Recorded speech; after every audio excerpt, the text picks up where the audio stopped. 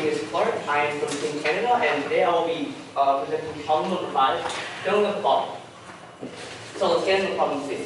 When a vertical water jet enters a bottle, sound may be produced, and as the bottle is filled up, the properties of the sound may change. Investigate how relevant parameters of the system, such as the speed, dimensions, and size and shape of speed and dimensions of the jet, size and shape of the bottle, or water temperature affect the sound. So let's get into the relevant parameters. First relevant parameter is the volume of air in the bottle. Then I'll investigate jet diameter, jet height, and the temperature of the water. So an overview of my presentation. I'll first go over the reproduction of the phenomenon. Next I'll go on to my experimental setup and my measurement techniques. Next I'll show you my theoretical model. And next I'll go on to my key parameter interactions. And finally I'll conclude my presentation. Okay, so first I have a video of the phenomenon for you guys to see.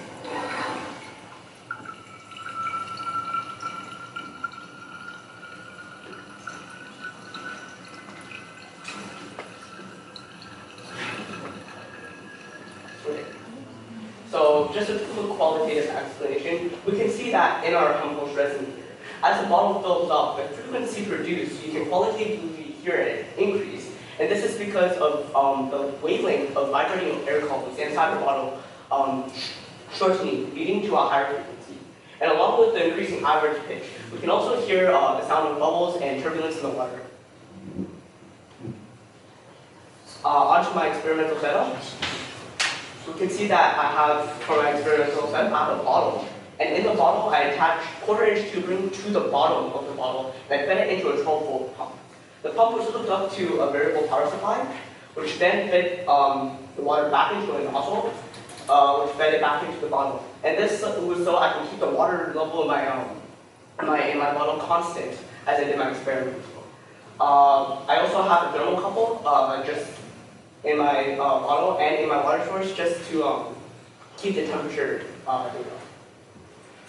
Looking at my experimental setup, I placed the entire experimental setup inside a box, which was then surrounded by soundproofing material. We can see my bottle, which was 3D printed with various dimensions in mind, the nozzle, and my 12-volt DC pump. So how I measured the frequency and the peaks of my data was I used audacity, and then I used I split the spectrum using discrete Fourier transform. My first experimental measure is the nozzle flow rate. So we can see I can measure the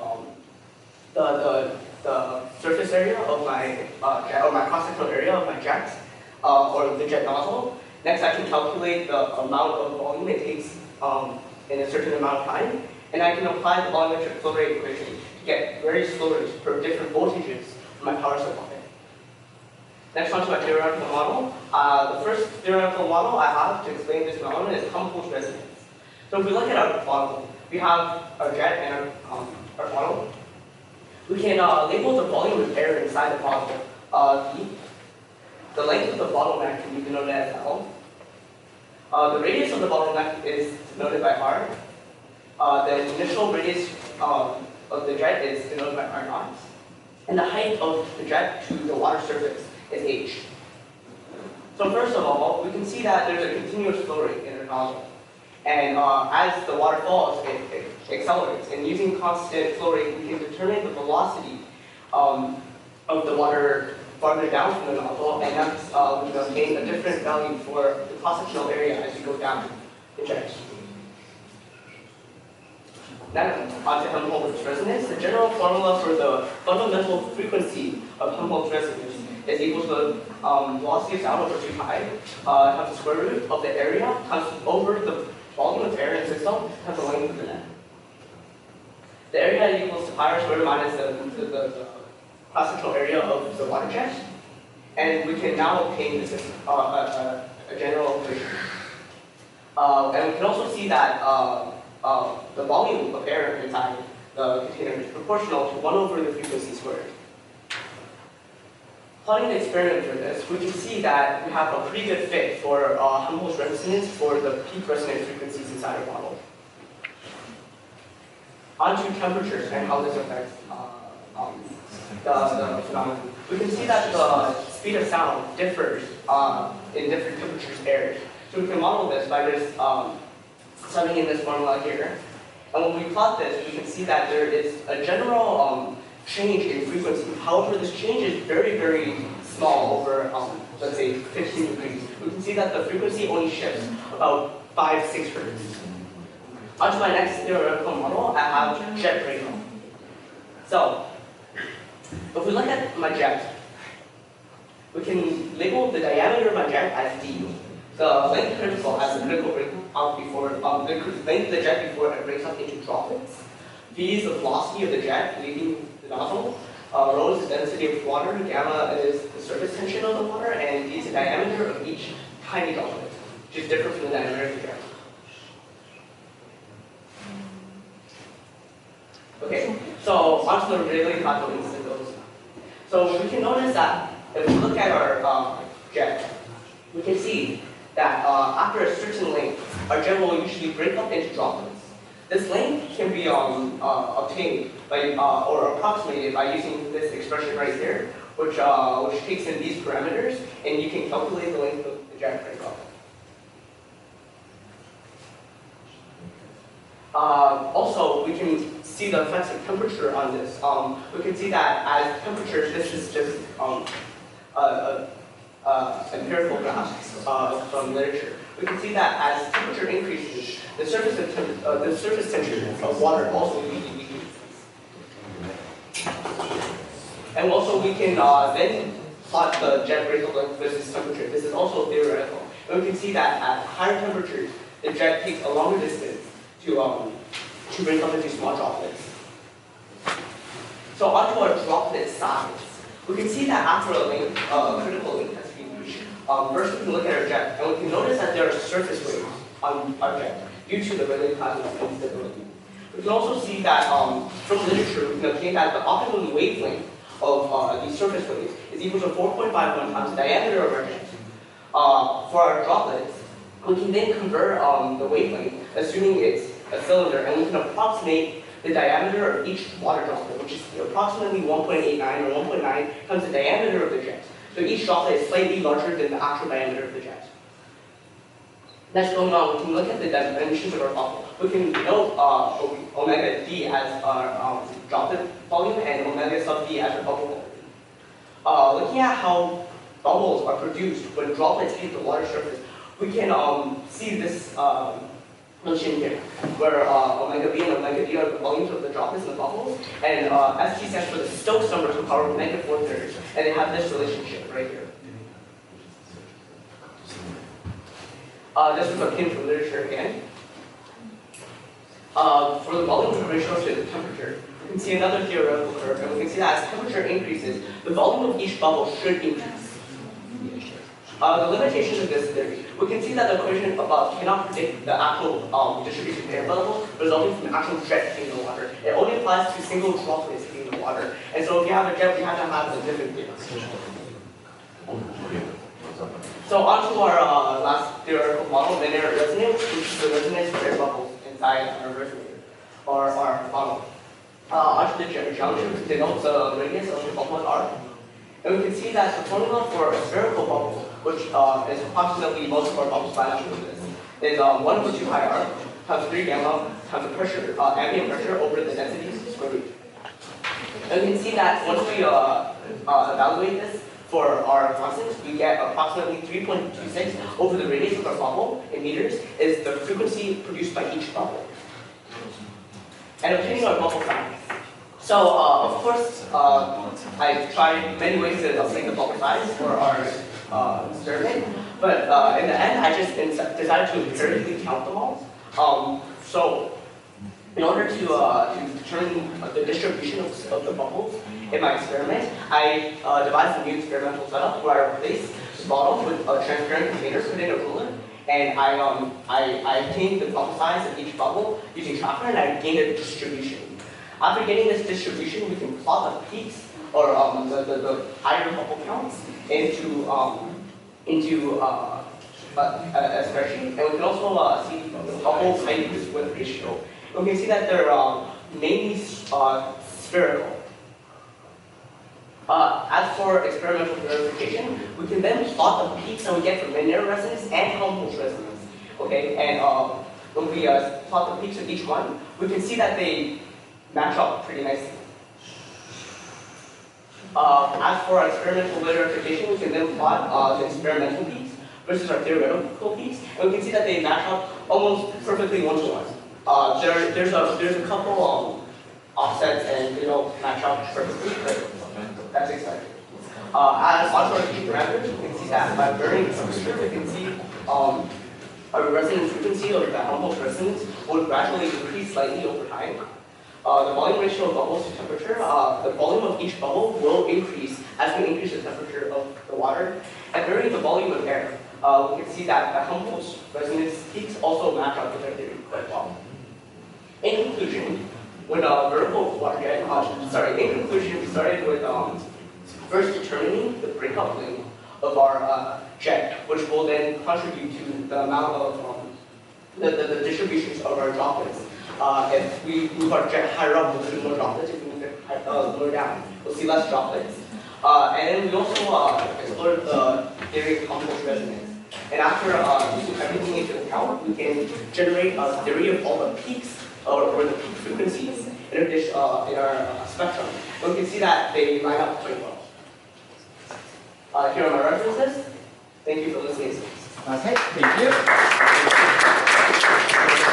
So we have time for questions from the opponents.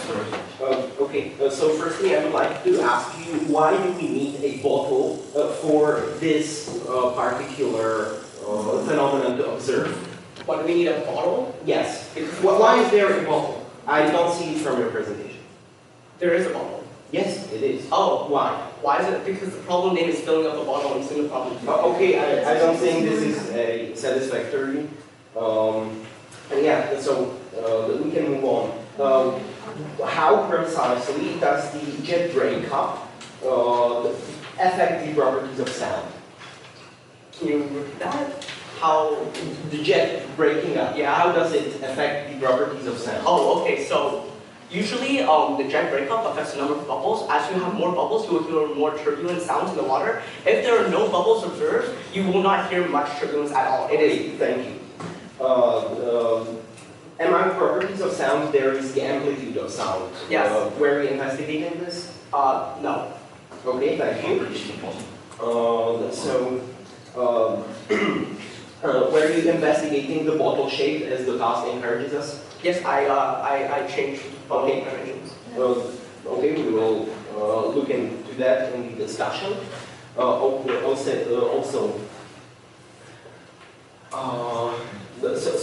what is then the meaning of the neck length? What effect does it have? It varies for, it changes the peak frequency for Helmholtz resonance. Can you qualitatively tell us? Oh, qualitative? So when you have a drinking bottle, it's just... with wider neck. With wider neck. With wider neck, you have a greater cross-sectional area. And how does it affect the properties of the A sound? longer neck will have a lower frequency, and a greater cross-sectional area will also have, if you look at my Helmholtz resonance, we'll also have a higher frequency. Okay. Okay, so we've just time for preparation of the opponents. Good morning, ladies and gentlemen. My name is Christian, and I'm going to oppose the task number 5. In the statement, we are encouraged to investigate relevant parameters such as are the dimensions of the jet, size of the jet, shape of the bottle, and the temperature of the water. In the report summary, we have seen the phenomenon demonstrated. We have seen qualitative explanation, or attempt for qualitative explanation, but we really lacked in this part.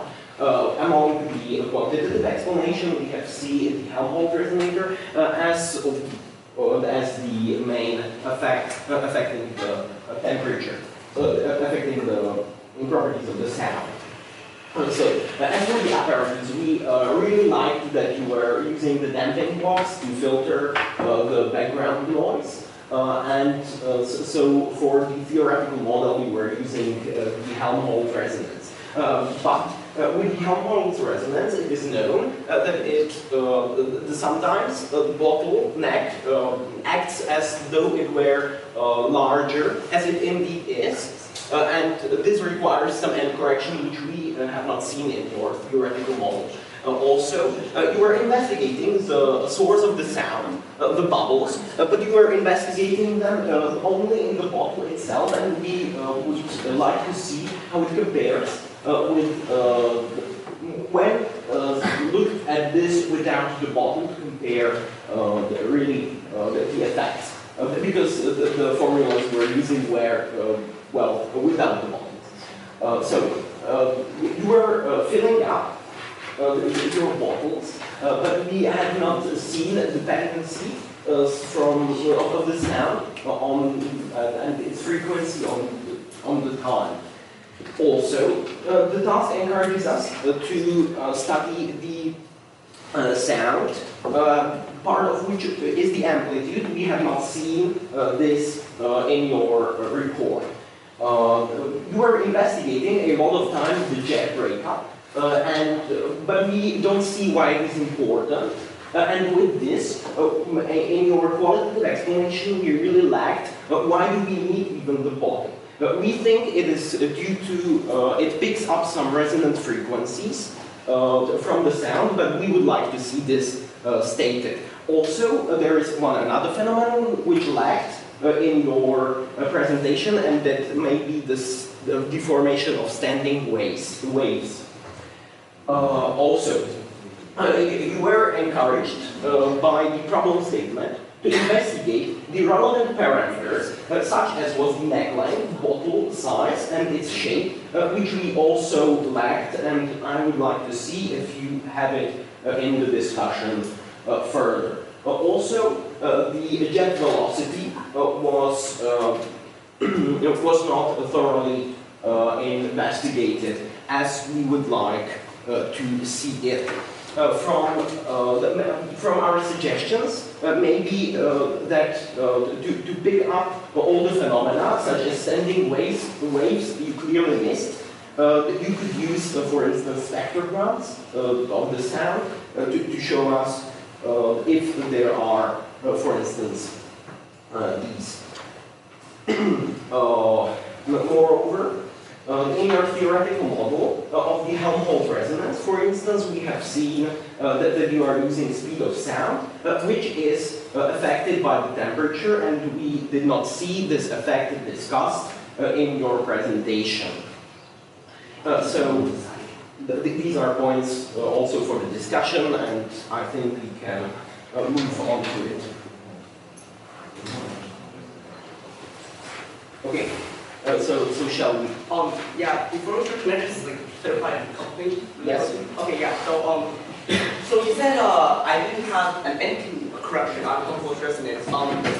When I did my experiment and I analyzed the data, I saw that the peaks just matched up immediately, and so therefore I can conclude that end corrections are not as relevant, because otherwise my data wouldn't match up, right? That is understandable, but we would like to see at least some discussion because this is a known effect. Yeah, so why precisely weren't you investigating how the sound changes with time? Oh, okay, so what I did instead is, so you can see how as the bottle fills up, the water level changes in interface. My experimental setup allows for kind of just to freeze into one moment of time where you have a certain water height, and so you can just change the water height. But what we really see with sound are dependencies on the time, because we can see, well, there is frequency and it is well, time dependent, and so we would like to see more of this. Let us move on to your theoretical models. Please could you turn on the slides? So you say that temperature affects the phenomenon because it affects the height where the jet breaks. But I believe that also, could you please turn on the slide with the Helmholtz resonator formula? I believe that there is a speed of sound in in the formula, maybe if you go in the original Helmholtz formula. And yeah, this is affected by the temperature. Did you discuss how that? Sorry. Well, the speed of sound is affected by the temperature. Yeah, it is. Yeah, and The speed of sound is 31.4 approximately plus 0.6. okay, I see. Yeah, and then I go to the next slide. I plotted this out. Okay, I see. Okay, with this I see. So is the dominant effect here the jet breaking up, or is it that this? I believe the jet breakup is more relevant than the shift frequency. Okay, but is it accounted for in this particular graph? Yeah, it is. Okay, This is just a peak Helmholtz frequency. okay, so this is the Helmholtz frequency, but I don't see how the jet breaking up really affects the sound. So could you elaborate on this? So as the jet breaks up into droplets, they'll change the properties of the bubbles. For example, if the bubbles, if the droplets have higher velocity, for example, you'll have a greater ratio between droplet size and bubble size, and we saw in the relationship to the Stokes number. And so it will affect mainly the bubble size, which affects linear more than. Okay, and so qualitatively, can you say how? With greater bubbles. yeah, so with bigger bubbles, you will have a low frequency produced. With larger bubbles, yeah, you'll have a lower frequency produced. Okay. I believe that the number of bubbles should mainly the bubble formation should mainly affect the amplitude of the sound, but I can see from the theoretical model that you are calculating something different. So let us move next to the bottle shape. How does this affect the bottle shape? Can I just say something about amplitude? Yeah. So I did notice that in literature I read that amplitude is approximated as the radius of the bubble power 3/2 times u, which is the inward normal boundary velocity of the bubble. The problem I had with this equation is I didn't necessarily find the right history, but I can say that as the radius of the bubble will increase, you will have a higher amplitude, qualitatively. That's all. Okay. And here, I can't agree with this, but here, why does not it, why is the dimension of this different from this?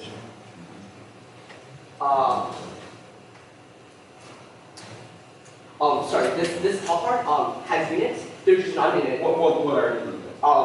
So what precisely is this one? It's just calculated from my Helmholtz equation right there. You would simplify the things for standard. Okay, we would like to see this stated in the presentation. Sorry, yeah. It's approximated to 3.626 with the units in. It's just not, yeah, written in. Okay, and we also believe that the amplitude is mainly affected by the number of bubbles. So your Helmholtz resonator, it predicts one frequency, but what about the others? That can be formed by the standing half waves in your. Could I ask you to use a different color, please, because it's really visible from the back? Thank you. Thank you. Like there can form these half waves in your resonator. Sorry, where? Like, can you draw a bottle and? Yeah, this is the bottle, and there is the sound produced here. And now there are, I think that there is also a formula that can predict the half waves that would form like here as such. That predicts the frequency that should be also baked by the resonator. Yes, if you look at my peaks, it could very well be one of the island project peaks in my. But Helmholtz resonator does not include. Yeah, it does not. It could be one of the smaller peaks that are less relevant. Okay, but you show these smaller peaks And clearly they are larger than the ones that are here, rather randomly distributed. But These are just based on and you were not investigating such peaks while you were focusing on these. I believe this is a mishap. Yeah, so first of all, there's a lot of noise in my experiment. It's very difficult to cancel all of the background noise off. I did do a subtraction on this from ambient sound. However, it wasn't as effective. First things first, I would just like to clarify the bubbles. How I calculated the frequencies of the bubbles is I plotted them and I took the distribution of the bubbles. And for each distribution, I put it into a histogram and I averaged the values. And that's why you see just a main peak, but there's also many frequencies around. Thank you. That's understandable. Could you please leave that slide on? Because I would like to clarify one more thing. We have seen many peaks here predicted by the Helmholtz resonator. But from the Helmholtz resonator, we should see only one peak. Because it predicts only one frequency. No, it predicts a fundamental frequency and there's higher frequencies. I've noticed that in my experiment, you can clearly see multiples of that frequency in the exact frequencies. Multiples of that frequency. Okay, so this should be also Like even this should be also clarified in your presentation because the Helmholtz resonator should pick one frequency. Well, really, and are these really multiples? yeah, these are exactly multiples of the first fundamental frequencies. And in CP channels. And so I could only explain this with higher harmonics of Helmholtz resonance. That's the only thing I can think of. And it does match up. Okay. Speaking. You stated in the beginning of our question that you were indeed investigating the bottle shape. Could you show us? Yeah, so this. Originally in my experiment, I started with just to explore Helmholtz resonance. I started with an ideal Helmholtz resonator. As you can see here, this is just the ideal round, perfectly spherical one. Then after to make sure that the theory matches up, I elongated the bottle into different things. Okay, were you investigating such as wider necks? Because we believe Helmholtz resonance is not applicable to wider necks, and it is well among the segment of the task to investigate different bottle geometries, wider necks. I did not. Okay, thank you. Okay. I believe that we have cleared many points in our discussion.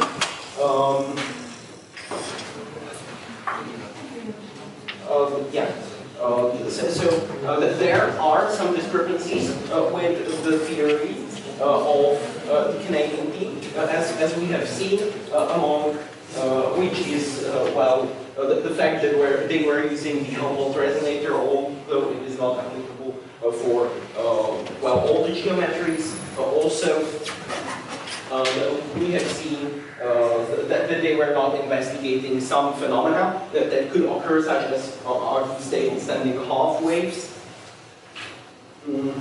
And also they were not investigating the amplitude of the sound at all, as we found later in the discussion.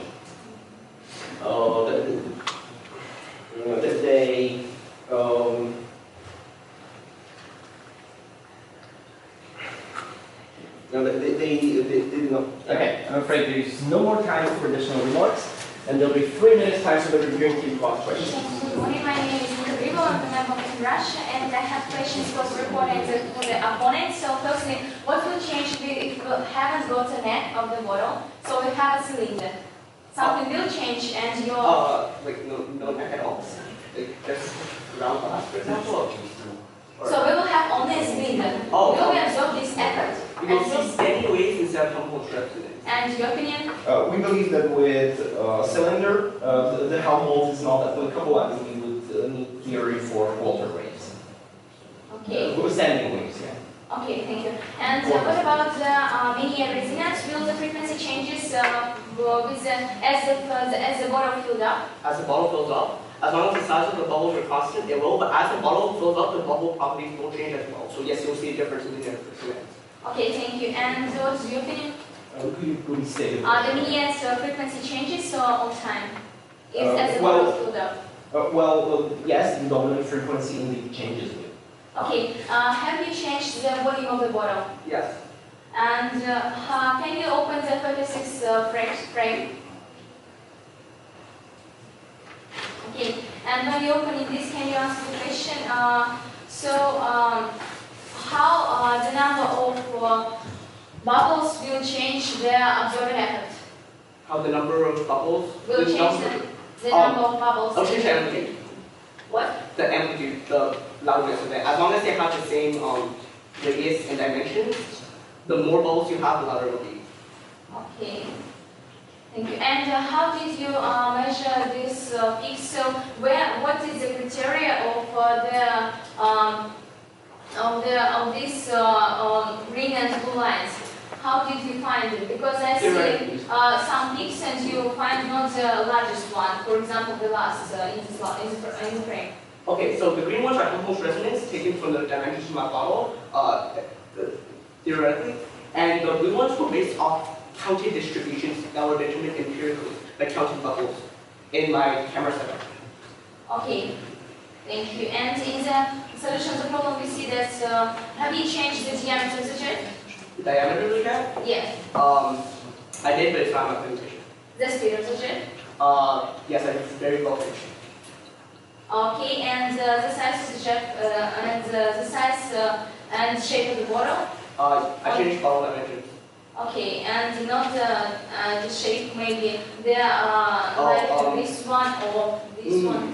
For the bubbles, I mainly kept them round, yeah. But like they were elongated. Okay, and the 18th frame, 18th frame, please. 8?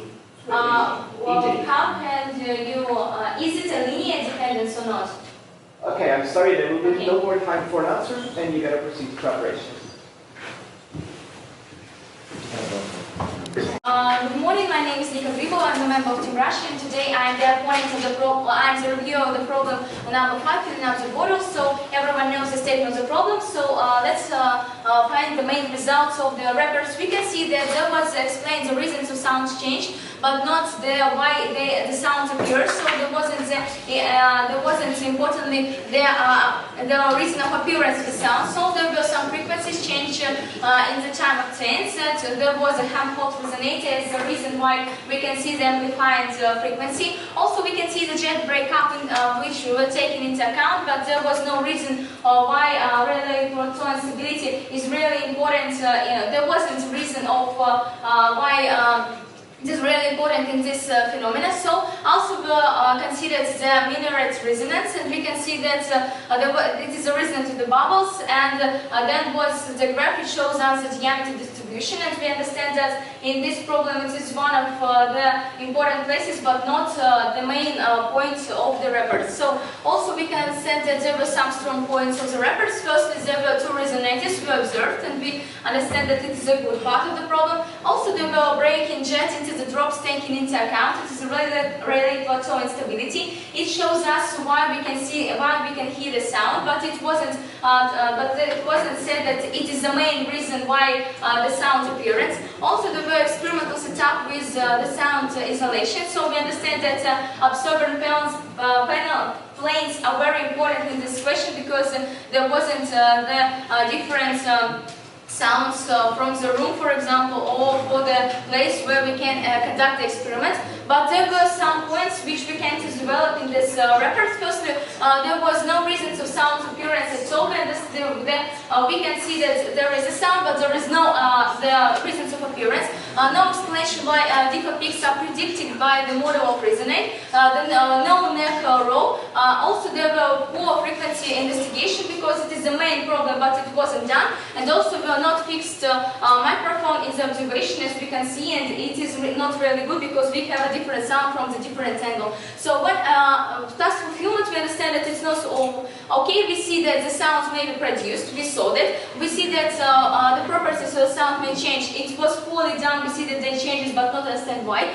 We can see the investigation of the problem. Not all of them were found because we can see that the speed wasn't found, the reason why we use the speed wasn't set. The dimensions of the jet was not fully because we can, the size wasn't fully because we see not all parameters of the bottle that were changed. The shape of the bottle, why it's not a conus or the sphere not observed, and the temperature effect was done, and it is really good. So the problem was partially solved. What about the discussion? We can see, what about the opponent? We can see that there were a good point were noticed is the sound damping. Both chemicals resonated, jet breakup, and wasn't important. Frequency was in time wasn't investigated, and the neck, bottle size, and jet investigation wasn't in the record. And so, what about the missed points? We didn't see the reasons of the sound appearance. So why it is working like this? So we don't see about why the minute resonator works. So it wasn't mentioned in the opposite. So there was no said about the shape investigation, but it is one of the relevant parameters. What about the discussion? We can see that there were some good questions which can improve the physics in this records. First, how the sound changes in time. It is one of the main problems, one of the main questions of the problem. So we agreed with. We understand that it's one of the points. So how the temperature effects, we think that it is a sound and a surface tension. So what about why more than one frequency? Sorry to interrupt you there. Okay. And there will be 2 minutes time for concluding remarks by the board. Okay, so first I'd like to address a few points again. So our nozzle has a constant flow rate. So basically, if you look at the volume versus frequency, it's identical to volume versus time in essence, because we have a constant flow rate. The volume is changing constantly with time, so you can just replace volume with a time step or a time vector. Next, they said they were talking about our experimental setup. How it worked is, in order to verify that Helmholtz resonates model, we started with an ideal Helmholtz resonator, which was a perfect sphere that we 3D printed. Next, we started elongating the bottles, and once we analyzed the data, we saw there was no difference at all, actually. And so we could accept this model of Helmholtz resonance. Next, lastly, the most important point I think they got wrong is they said that the jet's, the Rayleigh plateau instability isn't really relevant. One of the biggest parts of this problem is jet surface interactions, how the jet breaks up with the water surface. Sometimes you'll see the jet breaking up and producing many bubbles, and sometimes if you hold the bottle really close to stream, you will not see many bubbles for that bubble. You can qualitatively see that if there are many bubbles, you will have a lot of sound. If there are no bubbles, you will not notice the bubbles at all, actually. And the bubbles provide a very, very significant role in this. And by analyzing the drop breakup and the length, and taking this factor into account, we investigated more about the jet surface interactions, which is a very, very important aspect of this problem in my opinion. Thank you. Okay, thank you. And there will be 5 minutes time for 3 questions. Yes, please.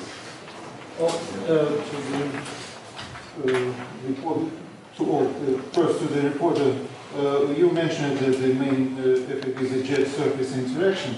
Could you please point out some main parameter which is missing maybe in your theory, but it affects mainly the formation of bubbles at the surface?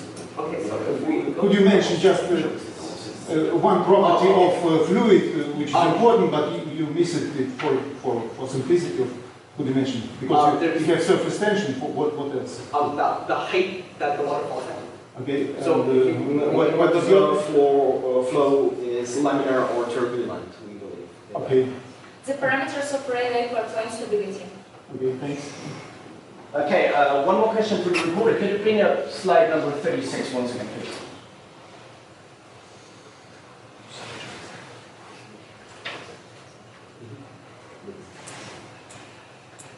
Yeah, could we, yeah. So, judging the green peaks, I see a very first peak at, let's say, 200 hertz, right? And the third and the third peak at 1000 hertz. Are you sure those are multiples? Yes. Okay, thank you. Okay. No, thank you. Additional questions?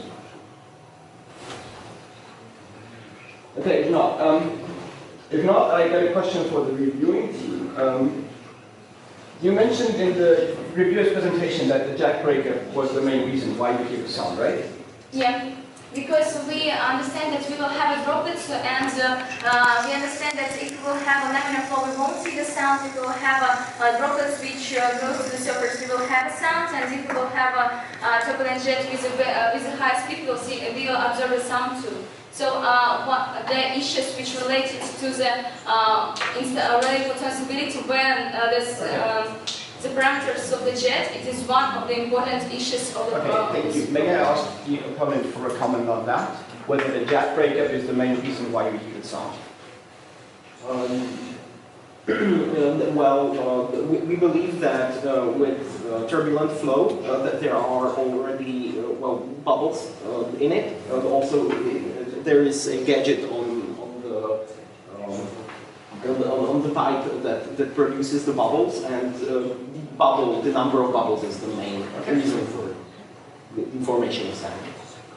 Popping of bubbles. The reviewer, you insisted that there was no analysis for the frequency change with time.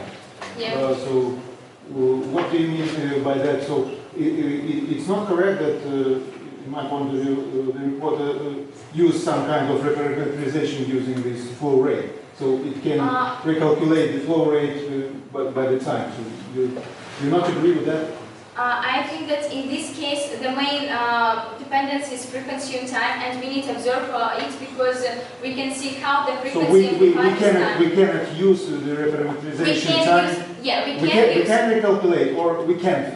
We can calculate. We can't recalculate the time through the. But we don't see the amplifying frequencies which are shown for everybody. So it's like a good qualitative explanation why we can see the effect. The dependence frequency and time. Okay, question for the reporter. Can you predict the sound for non-spherical balls? Sorry? Can you predict the sound that non-spherical balls would emit? Non-spherical? Yeah. Yes, like as long as they are elongated and round.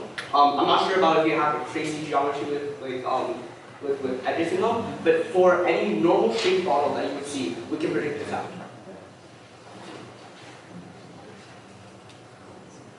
No more questions from Julia, I guess? Okay, then we'll move on to grading. And so yesterday we did it like this, that while we were compiling our marks, the teams basically swapped tables, so we have a second time during the break. So if you want to do so, I think it's better.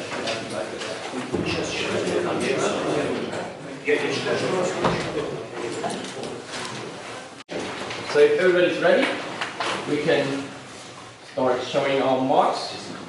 First, for the reporter, please. I read out the marks from my side. It's 5, 6, 7, 5, and 5. For the opponent, please. That's quite uniform. Not anymore. It's 7, 6, 4, 7, and 6. And last, for the reviewer, please. It's 5, 5, 4, 6, and 6. So there will be some justification needed. So the low marks on the report are 3 5s. They were given by me, Declar, and Victor. So I will try to justify my 5. So first of all, reading out the partial grades. I added 2.5 in the section of report. I added 1.25 in the section of discussion. And I didn't feel like subtracting anything for jury questions, so that is how I ended up with 5. Commenting on the report, I felt like the report was somehow not prioritized in a way so that I could assign a higher grade. Because I feel like the shape of the bottle, for example, is one of the most important parameters for the overall phenomenon, and I also believe that, as the opponent and the reviewer sufficiently pointed out, that also how frequency evolves over time is one of the key problems of the overall phenomenon, because this is clearly what we see when we conduct the experiment, or what we observe when you conduct the experiment. What we observe is a rise in frequency, and the question, so the very first question is why? And this is not very well pointed out by the report. Further on, I believe that the jet breakup, you spend a lot of time on actually explaining the jet breakup, but I didn't see any clear connection to the actual overall phenomenon, and it has not been, you didn't take any predictions from that. So if you spend like 3 or 4 minutes explaining the jet breakup, I would have liked to see a clear prediction how this would affect the overall phenomenon, which hasn't happened. And lastly, I believe that the frequency analysis could have been improved, because as I asked for, I mean, the peaks we see are clearly not multiples, as, for example, also the opponent and the reviewer tried to point out. And so I didn't feel like I could add anything more. I mean, clearly, you were in great control of your experimental parameters, like the sound box, but I would have liked to see some more variation of the parameters, like, for example, the shape of the ball. So sorry for the low grade, but yeah, this is how I end up on that sheet. Justification for the 7 by the moderator, please. Yeah.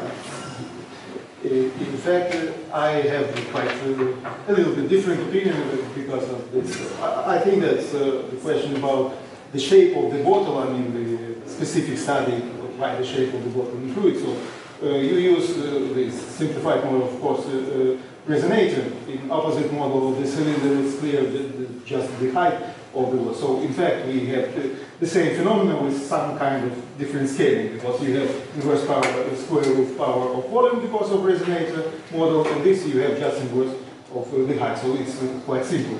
So I can see much physics in this part, but the main part for me is formation of bubbles, because this is the source of the sound, and you touch upon, in my point of view, a little bit, because it's a good thing for me, from my point of view, that you measure the distribution of bubbles, because it's important, because it indeed affects the intensity or amplitude of the sound, because the intensity of the sound is proportional to the number of the bubbles. But still, I miss it. You should mention, in my point of view, the viscosity of the fluid, which is important, as important as the surface tension, because the formation of bubble depends on the surface tension and the gradient of the velocity field of the flow. And that's why I a little bit downgrade. So the standard part, we can compare with what we heard before, and of course the standard part was fulfilled at my point of view, okay. And you have elaborated indeed the experimental part much better than I've seen before. And well, theoretical part, of course, is out of the scope of even college physics, because it's hydrodynamic, non stationary.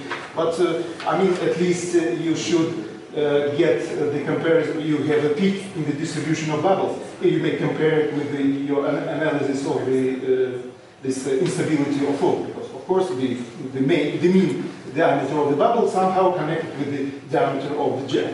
So that was missing, so I missed it. And of course, then you can get to this analysis with the viscosity. So okay. Could you add a comment for the low 4 on the opposition, please? That's because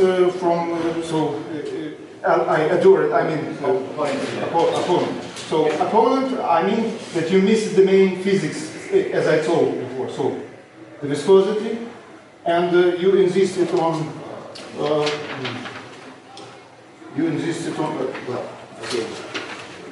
okay. Standing. So the changing in the form of this resonator. So of course there is a general relation. So the frequency is inverse proportional to the length. The length. What is the length in the Helmholtz resonator is defined by the square root of this shape of the neck. Oh, I mean the length of the neck and divided by the volume. But in fact it's the inverse length.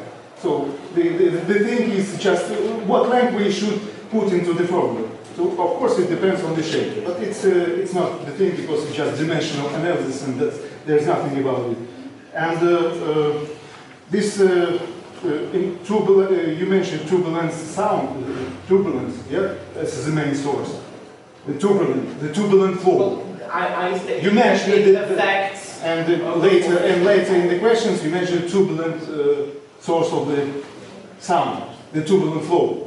Yeah, because of the turbulent flow, we produce some kind of bubbles or some bubbles. But bubbles can produce without any turbulence. Okay, could you read out the And of course, for the reviewer. No. We're at the opponent first. Could you read out the postulates for the opponent? Okay, one by default 0.5, 1, and I asked the question about the last question, so no. That doesn't Add up to 4. Yeah. And I round up. Okay. So that. And to the reviewer. No, we're having a high 7 on the opponent by Barma, please. I give you 1, 2.5, 2.5, and most of some stuff. Anything you specifically like? Yes, I like that you mentioned some aspects that they didn't show us, but don't spend too much time on it and discuss this aspect which they present. They opposed his solution, not concerned only on the things that they didn't do. Okay, Vladimir, it's your turn again on the low 4 on the review finally. Review, yeah. Well, first, I can't agree with your opinion about the importance of time changing of the frequency, because for me it's quite clear that we can reparameterize, we can use reparameterization, the flow rate, because we can do that only in special case when the flow rate is too high. Yeah, but clearly that in such kind of experience in the setup we can't reach such high flow rates comparable with the velocity of the sound. It's quite clear, so we can use it and it's okay. So you should not insist on this. So in fact the work was done. So and I think that you did not spend much time in analyzing these drawbacks in my point, the drawbacks in the opening, which missed some kind of physics from my point of view, of course. Everybody has different point of view. That's why I put 1 by default, 1.5 for your review of the report, 1 for discussion analysis and review position. Not enough. You more stress it to the reported. So I ended up with 4, and I downgrade 1.5 because of you insisted on this time. That's a frequency. Okay. On the other hand, a high 6 by Victor. I put this point for the review report. I put 1.5 for review also in 1. Discussion analysis was 1.5 and also for review position was 1.5. So total is in my mind 6. Okay. Anything you specifically like? No. Okay. So we'll move on to a break if there is no more justification wanted by any of the teams. And we'll meet again in 5 minutes. Thank you.